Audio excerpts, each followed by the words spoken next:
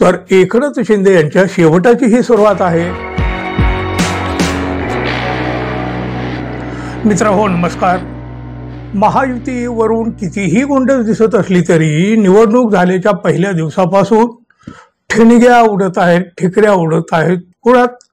महायुतीच्या अंतर्गत, म्हणजे एकनाथ शिंदे आणि भारतीय जनता पक्ष म्हणजे देवेंद्र फडणवीस एकमेकावर कुरघोडे केले जात आहेत. एकनाथ शिंदे यांना दाबण्याचा प्रयत्नही केला जात आहे.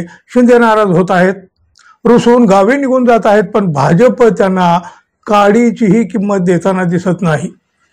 या आणि अशा सगळ्याच गोष्टी माध्यमातून तर येत आहेत. शिवसेना तर आता फोडून झाली आहे, शिवाय भाजपाला बहुमताच्या जवळ जाईल इतक्या जागा मिळालेल्या आहेत.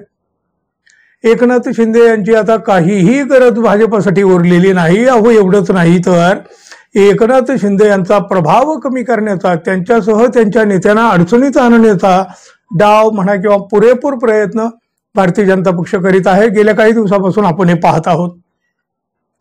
एकनाथ शिंदे यांच्या काळातील अनेक योजना बंद करणे असो, त्यांनी घेतलेले निर्णय रद्द करणे असो किंवा काही योजनांची चौकशी लावणे असो, असे सगळे प्रकार आता उघडपणे होऊ लागले आहेत. एकनाथ शिंदे महायुतीतून बाहेर पडण्याच्या चर्चाही होत असतात. अलीकडे त्या वाढलेल्या आहेत. अहो बघा, साहजिक आहे त्यांना आता भाजपासोबत राहणं तसं कठीण झालं असेल नक्की, पण तरीही मागचे दोर कापले आहेत, पुढं सगळा अंधार आहे. अब करे तो क्या करे. त्यातच एकनाथ शिंदे यांनी आपलं गाऱ्हाणं अमित शहा यांच्या पुढं मांडलं आहे. फडणवीस यांच्याबाबत तक्रारी केल्या आहेत, अशा काही बातम्या बाहेर आल्या.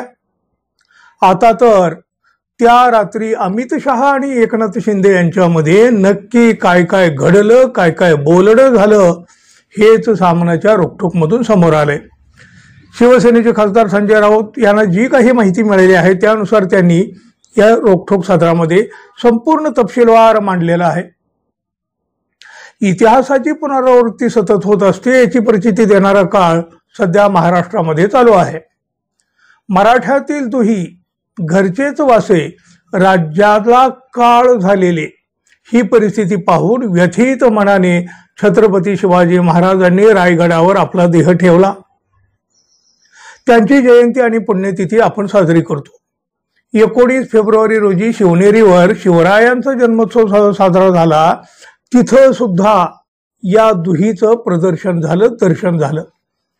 मुख्यमंत्री फडणवीस आणि उपमुख्यमंत्री एकनाथ शिंदे यांच्यामधील कटुतेचं दर्शन किल्ले शिवनेरीवर झालं आणि दुसरे उपमुख्यमंत्री अजित पवार या सगळ्याची मजा घेत राहिले, असं देखील या लेखामध्ये म्हटलं आहे. मराठा आज दिल्लीच्या शहांच्या पायाशी लोळण घेताना सरळ दिसतो. शिंदे यांचे आता नव्या संसारातही पटेनसे झाले आहे. एकनाथ शिंदे हे शनिवारी 22 फेब्रुवारी रोजी पहाटे केंद्रीय मंत्री अमित शहा यांना भेटले. पुण्यातील कोरेगाव पार्क मधील एका हॉटेलमध्ये ही भेट झाली. 57 आमदारांचा नेता अमित शहांच्या भेटीसाठी पहाटे 4 वाजेपर्यंत जागाच होता. सरकारमध्ये माझी प्रतिष्ठा राहिलेली नाही. कालपर्यंत मी मुख्यमंत्री होतो, आज माझे सर्व निर्णय फिरवले जात आहेत, असं सांगण्यासाठी शिंदे हे पहाटे 4 वाजता अमित शहांना भेटले. बेळगावात मराठी माणसावर होणारे हल्ले थांबवा, केंद्राने हस्तक्षेप करावा, हे सांगण्यासाठी शिंदे हे शहांना एवढ्या भल्या पहाटे नक्कीच भेटलेले नसावेत, कारण मराठी माणसावरील हल्ले अद्याप सुरूच आहेत. शहा यांना भेटून शिंदे बाहेर पडले तेव्हा त्यांचा चेहरा उतरलेला होता. गृहमंत्री अमित शहा आणि एकनाथ शिंदे यांच्यात चर्चा झाली. त्यात फडणवीस यांच्याविषयी शिंदेंचा तक्रारीचा सूर होता.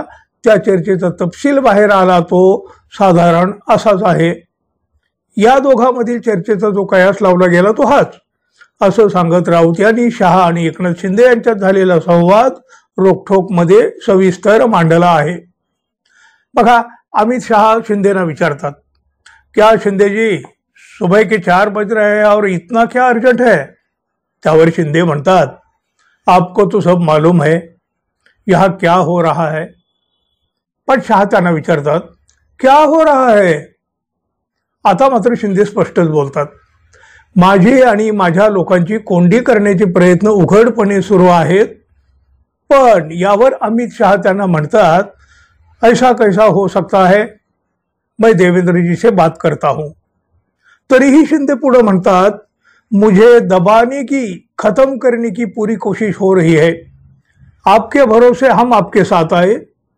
आपका वादा था चुनाव के बाद भी मैं ही मुख्यमंत्री रहूंगा. आता मात्र अमित शहा मनातलं बोलून जातात. ते काय म्हणाले बघा, हमारे 125 लोग चुनकर आए तो आप कैसा क्लेम कर सकते हो. मग शिंदे म्हणतात, मेरे नेतृत्व में चुनाव हुआ. पण शहा हे फेटाळून लावतात. शहा म्हणतात, नहीं, मोदी जी के चेहरे पर चुनाव हुआ. आपको क्या चाहिए बोलो, मैं कोशिश करूंगा. त्यानंतर मात्र एकनाथ शिंदे आपल्या मनातलं सांगतात. शिंदे म्हणतात, मुख्यमंत्री म्हणजे मुख्यमंत्रीपद.